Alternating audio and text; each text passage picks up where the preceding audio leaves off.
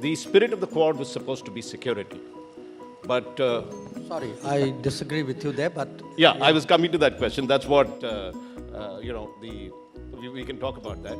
But this feeling is that partly because of COVID, this has moved to other issues of development, of health and security. So there's criticism that the Quad has avoided its main plank of containing China, countering China, and has now become something like the Asian Red Cross. Would you agree with this? I think you underestimate what Red Crosses do. Look, let me say this as someone who's been involved not just in the change of our ties with Japan, but with the US and with Australia. Nobody builds a relationship on one dimension. If a relationship moves, it moves on multiple fronts. So I disagree with the view that, as I said, I disagree with the view that Quad is fundamentally security driven. I think Quad is actually eventually a kind of a convergence of the interests of these four countries who are in four corners of the Indo-Pacific. And that set of interests to me is broad and open-ended. I mean, if you look at areas where Quad has moved, I mean, it could be from, let us say, from digital to health to education to maritime security to connectivity. So this is frankly, this is polemics in a way. It's like transposing. See, there was an era where the treaty walas defined the world. They still cannot believe that there is life without a treaty. So they are forcing a treaty on a non-treaty situation and say, if you're not conforming to this, you're not meeting a benchmark. The point is, something like Quad is a reflection of a completely different era. It's an era where four countries have decided that they are in a position to work together and contribute together. And sometimes, as I said, Red Cross makes a difference. Remember, the first time Quad came together actually was in a Red Cross situation, the 2004 tsunami. Okay, at that time, where was the deep concern about China? So let's not lose track of history. Let's not force a debate, which doesn't do justice to something which is a bigger effort, really. Now, of course, China, Japan has concerns about China. We have serious concerns about China, particularly on the aggression, about its aggressive intent on our borders.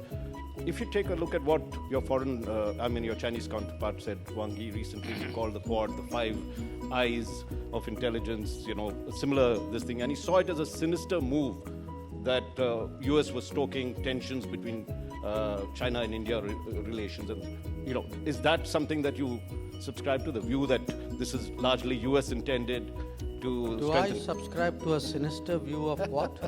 I mean, first of all, Quad is four. Five eyes is five. So I learned my basic maths in second grade. Well, he was talking about the alliance that was there between Australia, New Zealand, Canada, and the US and UK.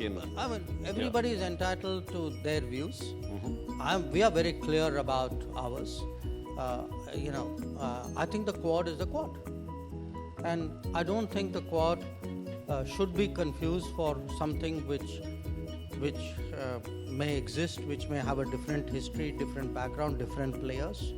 I think that kind of transposition, that's part of political argumentation. Are we stepping too gingerly on the issue of containing or countering China on the Quad?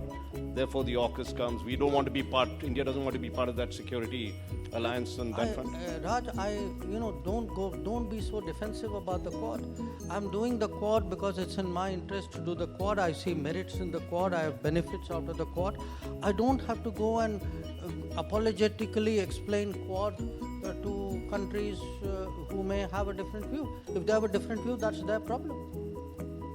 I am very clear what it is about. And what it is about, please look, by now we've had 2 Quad summits. We've had multiple meetings of foreign ministers. they have put out outcomes. And please look at those outcomes. And there is an element of Red Cross in those outcomes. So look, I think today it's very important not to allow your view to be defined by competitors. It is equally important not to allow new developments to be straitjacketed into old history.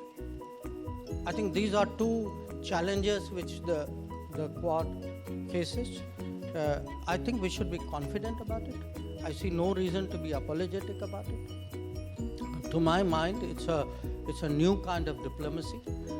It's also it shows in many ways a different way in each of these countries, the 4 countries, of how they are approaching the world. Because Quad has required each one of them to do their foreign policy a little bit differently.